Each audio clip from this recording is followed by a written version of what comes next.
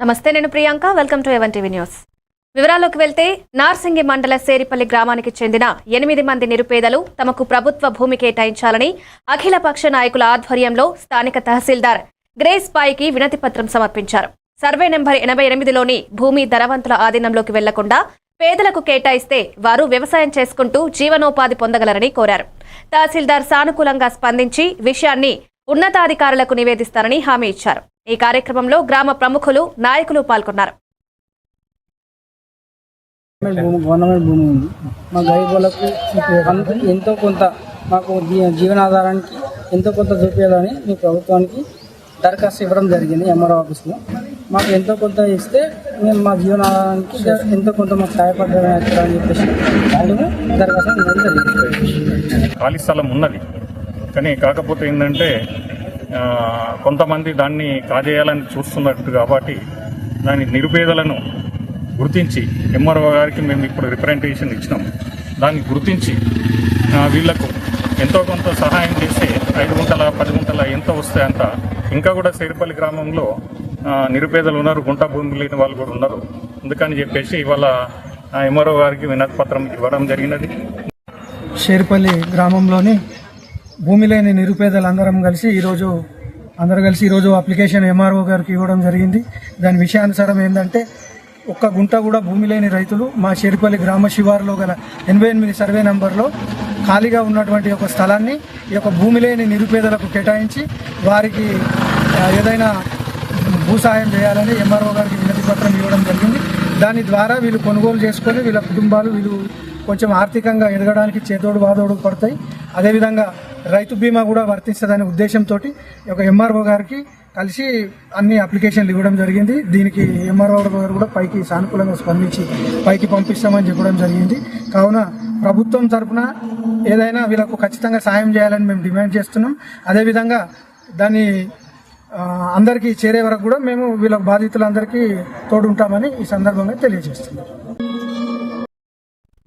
మునిపల్లి మండలం లింగంపల్లి గురుకుల పాఠశాలలో పాత డార్మటరీ గోడ కూలిన ఘటనలో విద్యార్థులు సురక్షితంగా ఉన్నారని జిల్లా కలెక్టర్ పి ప్రావీణ్య తెలిపారు. 3 విద్యార్థులు స్వల్ప గాయాలతో జహీరాబాద్ ఆసుపత్రిలో చికిత్స పొందుతున్నారు. ఘటనా స్థలికి చేరుకున్న కలెక్టర్ ఎస్డీఆర్ఎఫ్ బృందం చేపట్టిన సహాయక చర్యలను పర్యవేక్షించారు. ప్రమాదకర భవనాలకు విద్యార్థులు దూరంగా ఉండేలా కౌన్సిలింగ్ ఇచ్చి తాత్కాలిక వసతులు కల్పించారు. 7 కోట్ల రూపాయలతో నూతన హాస్టల్ భవనానికి ప్రాతిపదికనలు సమర్పించనున్నట్లు కలెక్టర్ వెల్లడించారు.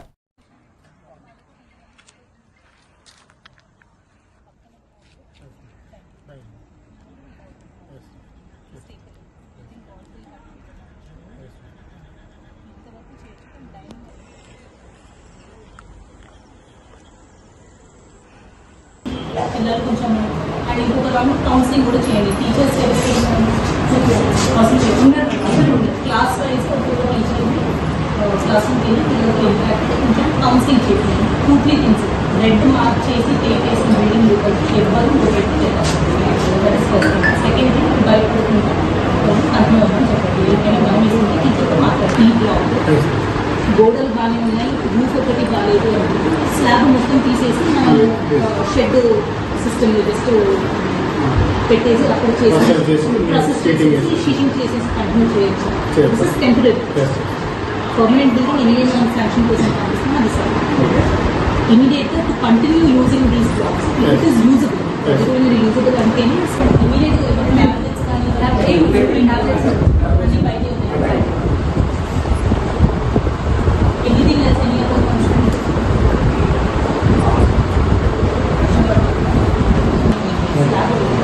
అక్కడ ఏదైతే పడుతుందో కింద ఫౌండేషన్ కూడా బ్రిక్ ఫౌండేషన్ అది మిక్స్ డైనింగ్ హాల్ తీసేసి షీటింగ్ గోడల్ బాగుంది ఫౌండేషన్ పర్లేదు ప్రిపేర్ చేసుకోవచ్చు. ఇమీడియట్గా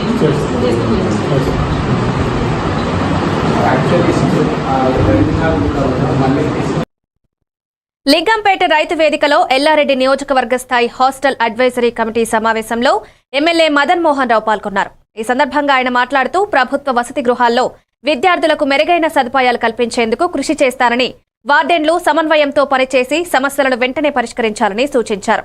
వసతి గృహాల అభివృద్ధికి నిధులు సమకూర్చేందుకు కృషి చేస్తారని తెలిపారు.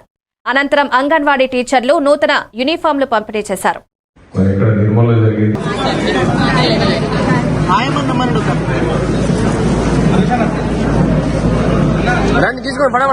తీసుకోండి అది డ్రెస్ వేరు వేరు, యూనిఫామ్ వేరు, ఆయమ్మ వేరు, టీచర్ వేరు. అరే ఆగండమ్మా,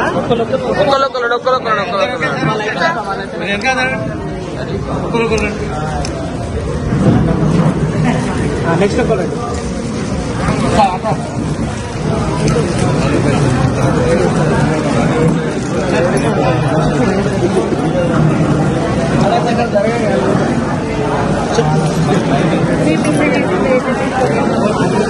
జిల్లాలో అన్ని స్కూల్స్ లో కూడా రోల్ మోడల్ గా చేయాలని చెప్పి ఆ బాధ్యత నాకు అప్పగించాను.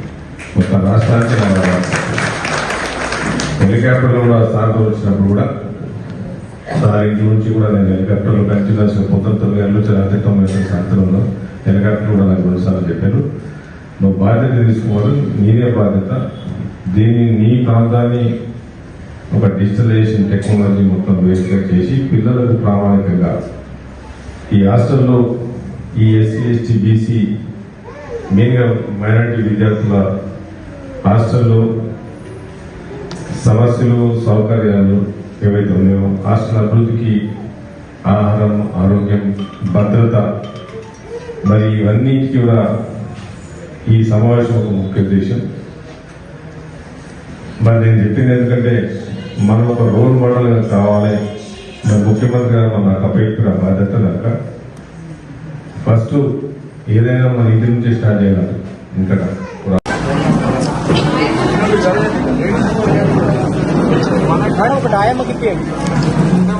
అయిపోయింది.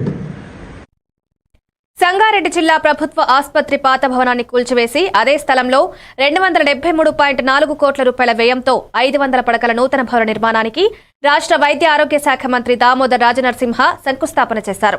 అనంతరం ఆయన ఇంజనీరింగ్, వైద్య శాఖ అధికారులతో కలిసి నిర్మాణ పనులపై క్షేత్రస్థాయిలో పర్యటించి సూచనలిచ్చారు. ఈ కార్యక్రమంలో అదనపు కలెక్టర్ చంద్రశేఖర్, అదనపు డీఎంఈ డాక్టర్ వాణి, ఇంజనీరింగ్, రెవెన్యూ, మున్సిపల్ అధికారులు పాల్గొన్నారు.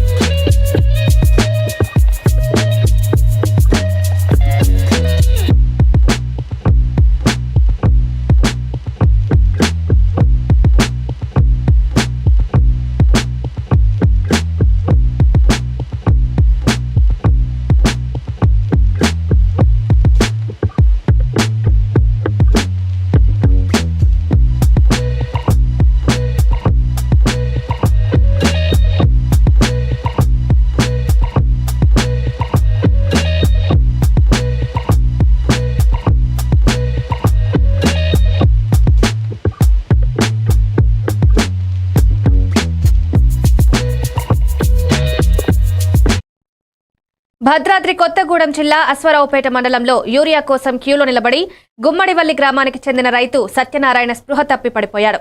ఉదయం 5 గంటల నుంచే నారాయణపురం పార్క్స్ వద్ద నిలబడి ఉండడంతో అలసటకు గురయ్యాడు. చెవిలో రక్తస్రావం కావడంతో సమీప ఆసుపత్రికి తరలించారు. 3 ఎకరాలున్న 1 బస్తా యూరియానే ఇవ్వడం దారుణమని రైతులు ఆగ్రహం వ్యక్తం చేస్తూ ప్రభుత్వం రైతులకు తగినంత ఎరువు అందించాలని డిమాండ్ చేశారు.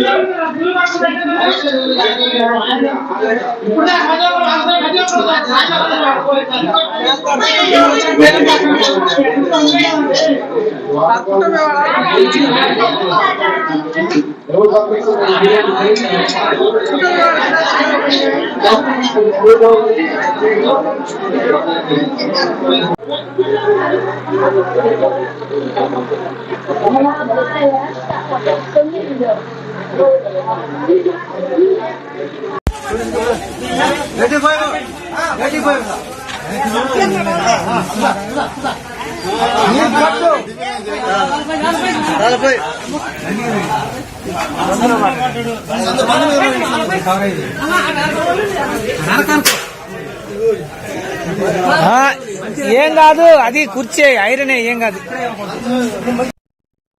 వికారాబాద్ జిల్లా పరిగిలో సేవాలాల్ సేన ఆవిర్భావ దినోత్సవాన్ని ఘనంగా నిర్వహించారు. 10 సంవత్సరాలు పూర్తి చేసుకున్న సేన 11వ సంవత్సరంలో అడుగు పెడుతోందని జిల్లా అధ్యక్షులు జాటోవత్ శంకర్ నాయక్ తెలిపారు. సేవాలాల్ చిత్రపటానికి పూలమాలలు వేసి నివాళులర్పించారు. రాష్ట్ర వ్యాప్తంగా సేవా కార్యక్రమాలు, గిరిజన బిడ్డల సంక్షేమం కోసం సేన ముందడుగు వేస్తుందని ఆయన అన్నారు. ఎస్టీ జాబితా నుండి తొలగించే ప్రయత్నాలను నిలిపివేయాలని డిమాండ్ చేశారు. ఈ కార్యక్రమంలో సేన నాయకులు, వివిధ సంఘాల ప్రతినిధులు పాల్గొన్నారు.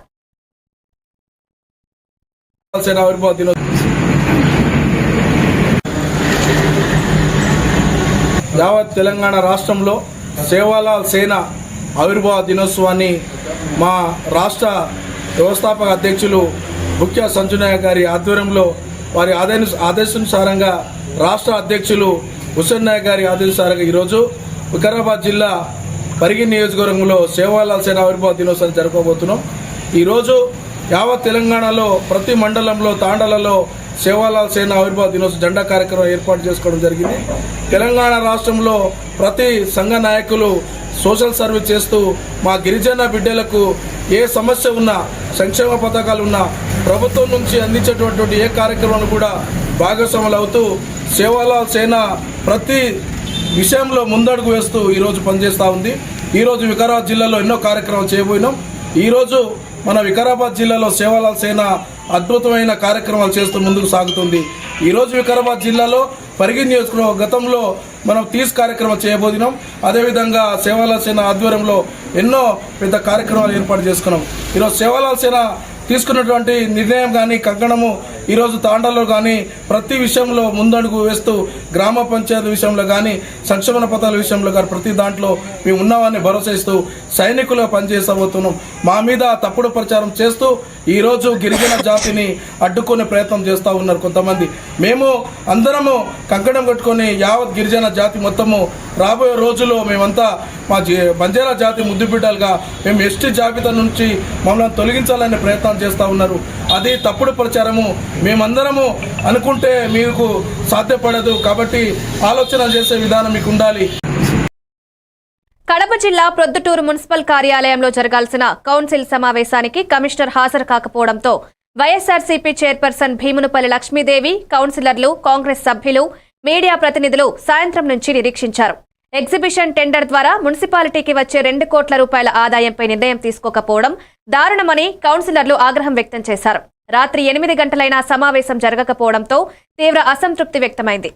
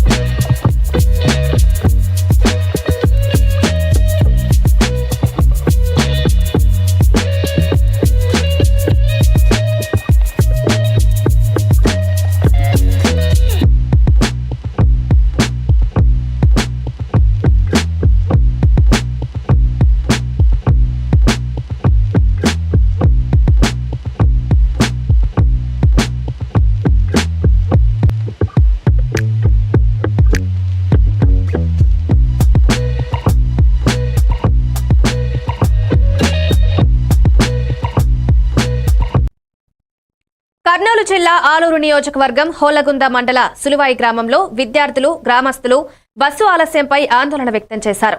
సుమారు 100 మంది విద్యార్థులు పాఠశాల, కళాశాలలకు సమయానికి చేరుకోలేక ఇబ్బందులు పడుతున్నారని తెలిపారు. ఆలస్యంతో హాజరు తక్కువై పరీక్షలకు హాజరు కుదరకపోతుందనే ఆందోళన వ్యక్తం చేశారు. సాయంత్రం ఇంటికి చేరేసరికి రాత్రి అవుతోందన్నారు. రోడ్ల కారణంగా సర్వీసులు నిలిపేస్తామని చెప్పడం బాధాకరమని పేర్కొని సమయానికి బస్సులు నడపాలని డిమాండ్ చేశారు.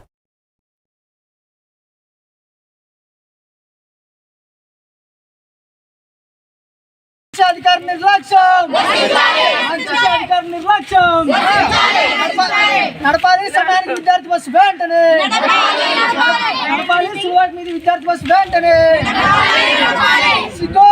సిగ్గు సమయానికి విద్యార్థి బస్సు నడపకపోవడం, ఆర్టీసీ బస్సు సమయానికి నడపకపోవడం, సిగ్గు సులువాటి మీద విద్యార్థి బస్సు సమయానికి నడపకపోవడం, సిగ్గు విద్యార్థి బస్సు మీద సమయానికి నడపకపోవడం, అధికారి నిర్లక్ష్యం, ఆర్టీసీ అధికారి నిర్లక్ష్యం, విద్యార్థి సంఘాల ఐక్యత, ఆర్టీసీ అధికారి నిర్లక్ష్యం, జిందాబాద్ జిందాబాద్.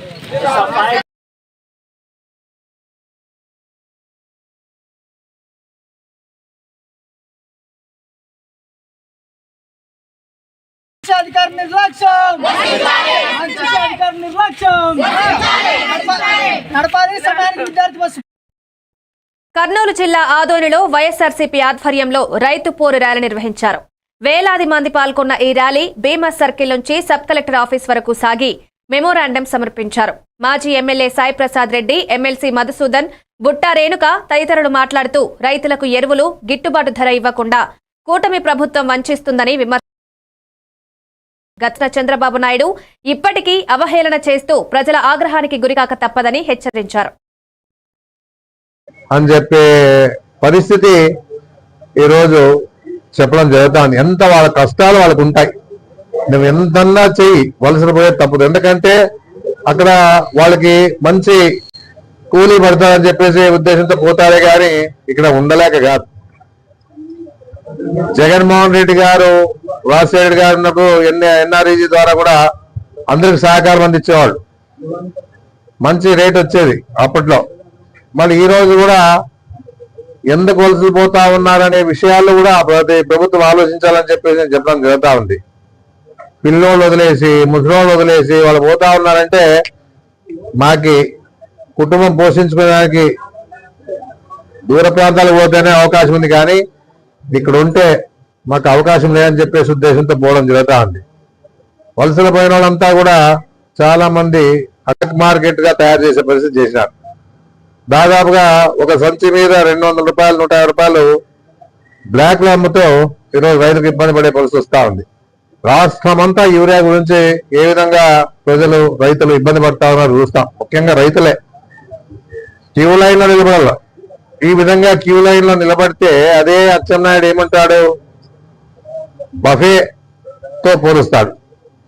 మళ్ళీ ఆదివారి ఎమ్మెల్యే ఏమంటాడు, రైతుల బలంగా నిర్లక్ష్యంగా మాట్లాడుతూ పశువులు ఏ విధంగా పచ్చదాగడ్డి కనపడితే పోతాయో ఆ విధంగా మనుషులు వలసలు పోతారు అని చెప్పే పరిస్థితి ఈరోజు చెప్పడం జరుగుతుంది. ఎంత వాళ్ళ కష్టాలు వాళ్ళకు ఉంటాయి, నువ్వు ఎంతన్నా చెయ్యి, వలసలు పోయే తప్పదు. ఎందుకంటే అక్కడ వాళ్ళకి మంచి కూలీ పడతారు.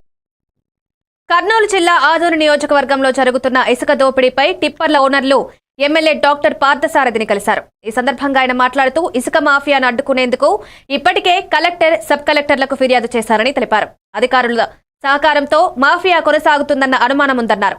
ఈ విషయం అసెంబ్లీలో ప్రస్తావించి ముఖ్యమంత్రి చంద్రబాబు, ఉప ముఖ్యమంత్రి పవన్ కళ్యాణ్ దృష్టికి తీసుకువెళ్లి ఉచిత ఇసుక పథకం పారదర్శకంగా అమలు చేయిస్తామని హామీ ఇచ్చారు. సుమారుగా 80 టిప్పర్లు ఉన్నాయి మాకు. వీళ్ళందరి తరఫున మాట్లాడుతా ఉన్నాను.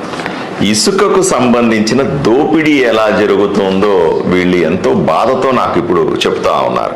మంత్రాలయంలో 3 రీచ్లు ఉన్నాయి. ఒకటి గుడికంబాలు రీచ్, ఒకటి రెండోది మరలి రీచ్, ఒకటి నది చాగి 3 రీచ్లు ఉన్నాయి. ఈ 3 రీచ్ల్లో జరుగుతున్నటువంటి ఇసుక దోపిడీ గురించి వీళ్ళు చాలా స్పష్టంగా ఈ విషయాన్ని ఇంతకుముందు కూడా 2-3 సార్లు ఉత్తరం రాశాను. సబ్ కలెక్టర్కి ఉత్తరం రాశాను, లేదా కలెక్టర్ కూడా ఉత్తరం రాశాను. ఎవడు పట్టించుకునే పరిస్థితుల్లో లేరు. ఇక్కడ టన్నుకు 39 రూపాయలు చెప్పున 20 టన్నులకు 780 రూపాయలు మాత్రమే తీసుకుని వీళ్లకు లోడ్ చేయాల్సి ఉంది. లోడ్ చేస్తే వీళ్ళ బాడుగ తీసుకొని వచ్చి వీళ్ళకి ఎవరికి ఇసుక అవసరం ఉంటే వాళ్ళకి ఇస్తారు. కానీ ఈ 3 రీచుల్లో కూడా మంత్రాలయంలో ఉన్నటువంటి 3 రీచుల్లో నుంచి 8,000 రూపాయలు ఒక టిప్పర్కి ముక్కు పిండి వసూలు చేస్తా ఉన్నారు. ఎంత దోపిడీయో చూడండి. 780 రూపాయలకి ఇవ్వాల్సింది ఎంత దోపిడీ చేస్తా, 8,000 రూపాయలు ఒక్కొక్క టిప్పర్కి వేసి దోపిడీ చేస్తా ఉన్నారు. వీళ్ళు చాలా స్పష్టంగా చెప్తున్నారు, కొన్ని పేర్లు కూడా చెప్తా ఉన్నారు. శ్రీకాంత్ చౌదరి అనే అతను, సతీష్ అనే ఒక అతను, సుధీర్ రెడ్డి అనే ఒక అతను ఈ గుడికంబాల్ రీచ్లో, బంగారయ్య అనే అతను మరలి రీచ్లో, నదీ చాగిలో భాస్కర్ అనే అతని పేర్లు చాలా స్పష్టంగా చెప్తా ఉన్నారు. వీళ్ళు మేము చెప్పినట్టుగా మాకు డబ్బులు ఇస్తేనే మేము మీకు ఇసుక వేస్తాం, లేకపోతే ఇసుకే వెయ్యము అని వీళ్ళని బెదిరిస్తా ఉన్నారు. ఆదోని ప్రజల వైపు నుంచి బాపట్ల జిల్లా చీరాలలో అంగన్వాడీ వర్కర్స్ హెల్పర్స్ యూనియన్ పాత్రికేయ సమావేశం నిర్వహించింది. జిల్లా కార్యదర్శి రేఖ మాట్లాడుతూ ఈ నెల 13న జరిగే మహాసభలకు అన్ని మండలాల ప్రతినిధులు పెద్ద ఎత్తున హాజరు కావాలని కోరారు. ప్రభుత్వం ఇచ్చిన 5G ఫోన్లు, వేతనాల పెంపు, ఎఫ్ఆర్సీ రద్దు వంటి హామీలు అమలు కాలేదని విమర్శించారు. గతంలో 42 రోజుల ఉద్యమంతో సాధించిన కనీస వేతనాల పెంపును ప్రస్తుత ప్రభుత్వం కూడా అమలు చేయాలని డిమాండ్ చేశారు. అంగన్వాడీల హక్కులను రక్షించారు.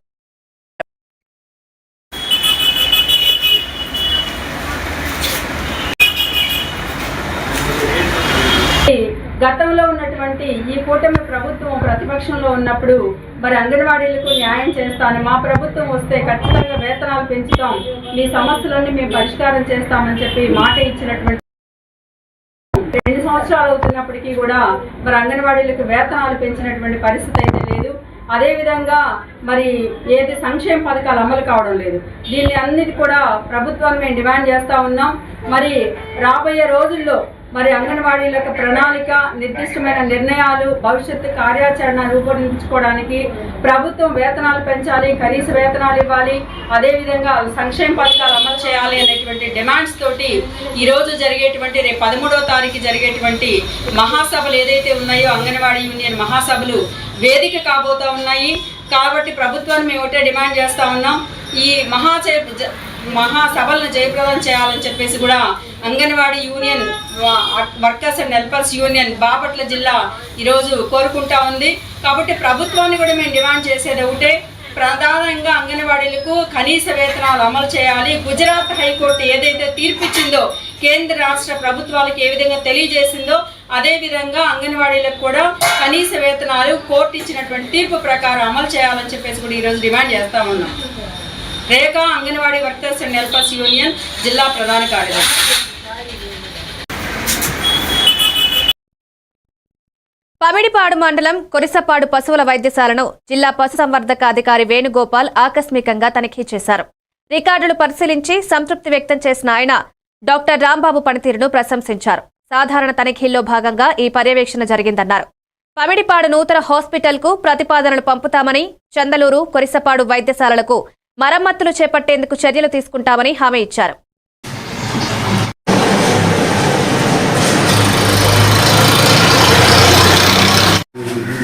ఈరోజు సాధారణ తనిఖీలలో భాగంగా చందలూరు హాస్పిటల్ విజిట్ చేయడం జరిగింది. అక్కడ చందలూరు హాస్పిటల్ రిజిస్టర్లు అన్ని పరిశీలించడం జరిగింది.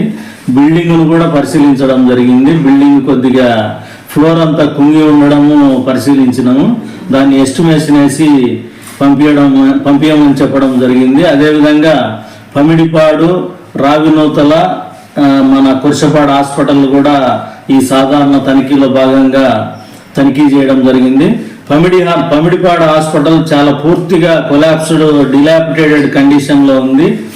దాన్ని పూర్తిగా ఎస్టిమేషన్ వేసి మన పంచాయతీరాజ్ ఇంజనీరింగ్ వాళ్ళ డిపార్ట్మెంట్ ద్వారా ఎస్టిమేషన్ వేసి మాకు పంపిస్తే మేము డైరెక్టర్ గారికి పంపించి అది గవర్నమెంట్కి పంపించి న్యూ హాస్పిటల్ వచ్చే విధంగా ట్రై చేస్తాము. అదేవిధంగా ఈ కొర్షపాడు హాస్పిటల్ కూడా ఫ్లోరింగ్ అంతా బాగా కుంగి ఉంది. ఇది కూడా ఎస్టిమేషన్ వేస్తే ఏదన్నా ఫండ్స్ ఉంటే కన్నా మా డైరెక్టర్ గారిని అడిగి ఈ ఫ్లోరింగ్ కూడా పూర్తి చేసేదానికి అవకాశం ఉంటుంది. అదేవిధంగా ఈ సాధారణ తనిఖీలో భాగంగానే ఈరోజు అద్దంకి వెటర్నరీ హాస్పిటల్ విజిట్ చేయడం జరుగుతుంది.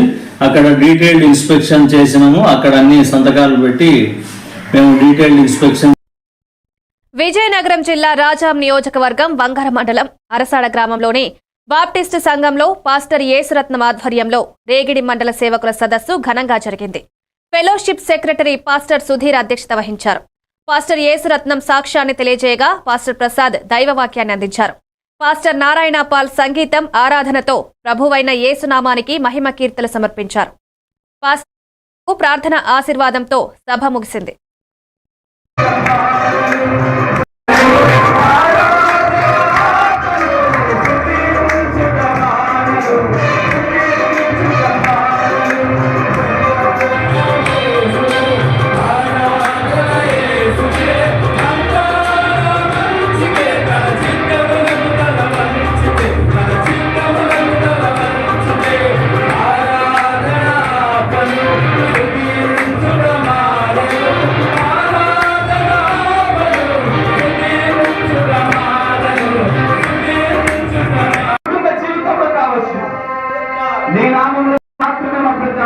తెలుసుబడుతున్నాయి ప్రభు. కార్యక్రమాంతట్లో కూడా నిన్ను స్తుతించుటకు నడిపిస్తున్న దేవదాసులను బట్టి ఎంత చక్కగా ప్రభు ఎంత రేగిడి మండల పాస్టర్ స్పేస్ నీ నామమునకు మహిమకరముగా జరిపిస్తున్నందుకు నీకు హల్లెలూయా. ఈ యొక్క శబ్దత ఉన్నారు వారి ఆత్మలు తెరవండి ప్రభు. యేసు పశ్చిమ గోదావరి జిల్లా పాలకొలులో కొత్త అడ్వాన్స్డ్ లైఫ్ సపోర్ట్ అంబులెన్స్ ను జలవనరుల శాఖ మంత్రి ఎమ్మెల్యే నిమ్మల రామానాయుడు ప్రారంభించారు. అత్యవసర వైద్య సేవల కోసం ఆధునిక పరికరాలతో ఈ అంబులెన్స్ అందుబాటులోకి తెచ్చినట్లు తెలిపారు. అంబులెన్స్ లో ఉన్న సాంకేతిక సౌకర్యాలను పరిశీలించిన అనంతరం పూజా కార్యక్రమం నిర్వహించి ప్రారంభించారు. గత 5 సంవత్సరాలుగా నిలిచిపోయిన వాహనాలను మరమ్మతు చేసి మళ్లీ వినియోగంలోకి తెస్తామని ఎమ్మెల్యే ప్రకటించారు. మీరు చాలు ఎన్ని బొగ్గలే మేము బొగ్గలో తినండి మళ్ళీ బొగ్గ అదే కాయగూరలో అయితే అడుగుపడుతుంది కానీ బొగ్గ ఎంత 60 రూపాయలు 80 రూపాయలు 2 కేజీలు 1 కిలో 2 కేజీలు బెండకాయలు వచ్చింది 6 రూపాయలకి ఇచ్చిండు. కొత్త 4 వచ్చినాయి సార్ ఇప్పటికి. అక్కడికి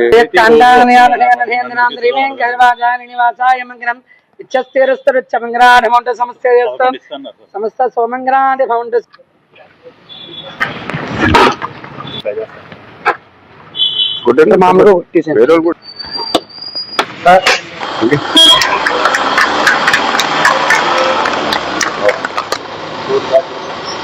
ఈ షెడ్ మార్చుకుంది సార్.